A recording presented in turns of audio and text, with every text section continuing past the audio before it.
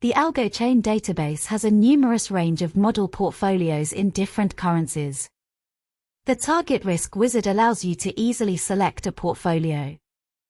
You can choose a portfolio depending on its risk rating, currency, and several other filters. The wizard should help you select your core portfolio.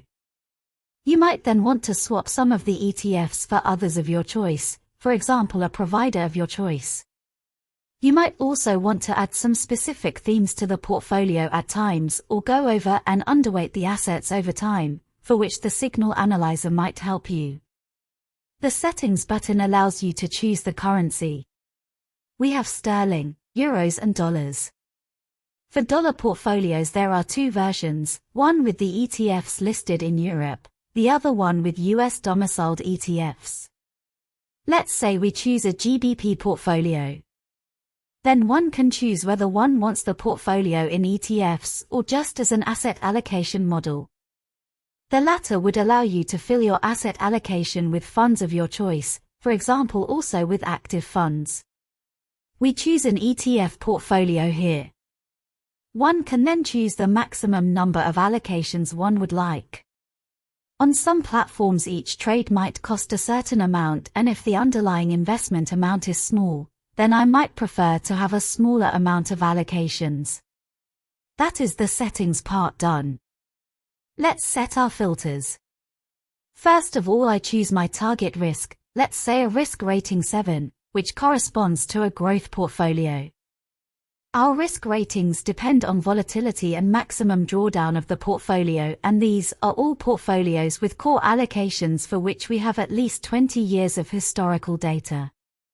The volatility ranking goes in steps of 2%, so a volatility ranking of 7 corresponds to a long-term volatility of between 12 and 14%. The drawdown rating is in steps of 5%, which means a drawdown rating of 7 corresponds to a maximum drawdown of between 30 and 35%. We then average the two numbers and round down if necessary. For the simulation of the portfolios, we assume a fixed weight portfolio with rebalancing back to these fixed weights on a monthly basis.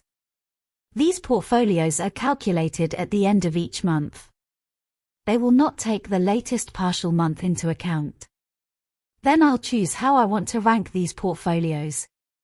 For example, if I want an all-weather portfolio, I might want to see the results based on the stats over the full backtesting period, which is more than 20 years.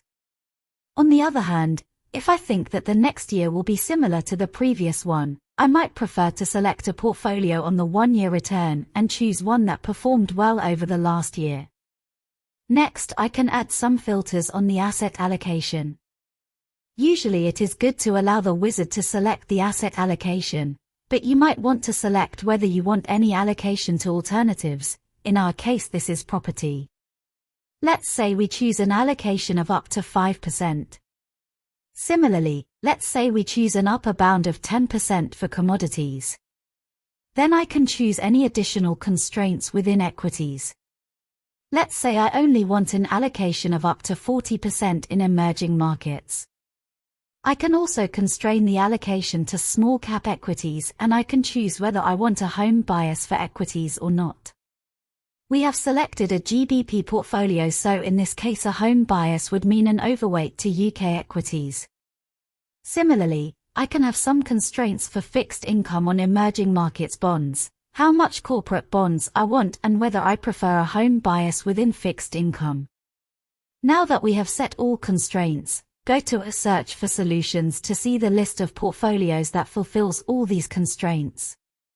Each dot on the scatter plot corresponds to one portfolio. To the x-axis, we can see the volatility of the portfolio, and on the y-axis, as we have chosen to order them by the long-term average return. In our case there are 254 portfolios for which all these filters apply. Usually one might choose a portfolio that has the highest return for a given volatility. If I hover over a portfolio, I can see some more stats for it, like its asset allocation, return, volatility and maximum drawdown over the more than 20-year period. If I like the asset allocation, I can click on that portfolio and it will fetch the details from the database. I can first see some more statistics for this portfolio, like a more detailed asset allocation and returns and volatility over several periods. Below that are the holdings of the portfolio and some additional information on any of the ETFs and their weights. I can click on the tab for the performance.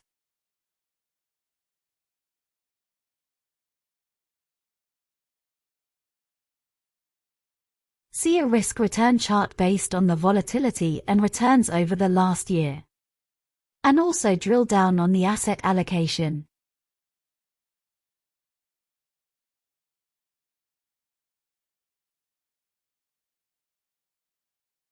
If I like the portfolio, I can save it to my list of portfolios, where I could then make some changes to this portfolio.